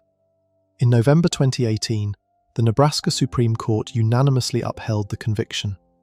The court ruled that the overwhelming circumstantial evidence overcame the lack of a body and any doubts about premeditation. The ruling was significant in how it addressed the use of digital forensic evidence in prosecuting homicides where no physical remains are found. Goliar is currently incarcerated at the Nebraska Correctional Center for Women in York County. Her sentence began on August 15, 2017. She maintains her innocence and has stated she believes Kari Farver's real killer is still at large. Kari Farver's body has never been recovered. Dave Krupa, who had spent years receiving messages from a dead woman without knowing it, now lives in Omaha with his current girlfriend. He has spoken about the case in interviews and said he simply wants a calm life. He said he wants Goliar to go away and never do this to anyone again. He said that Kari's mother Nancy and Kari's son Max were foremost in his mind. Nancy Rainey lost her daughter, who had just started her dream job and was raising a son on her own, because a woman Kari had passed in a hallway for a few seconds decided that was enough reason to kill her. Max lost his mother. He was a teenager when she disappeared. He grew up without her. Kari Farver had a tattoo of a Chinese symbol on her left foot. That tattoo, photographed on a decomposing foot and found buried in data on Goliar's device, was one of the pieces of evidence that helped convict the woman who killed her. It is the closest thing to a grave marker that Kari Farver has. Shauna Goliar will die in a Nebraska prison. Kari Farver will never be found. Those two facts sit beside each other permanently, unresolvable, which is exactly the kind of ending that Goliar spent 4 years trying to engineer, except she wanted to be the one walking free. She is not. If you enjoyed this breakdown, make sure to subscribe. Thanks for watching, and I'll see you in the next one.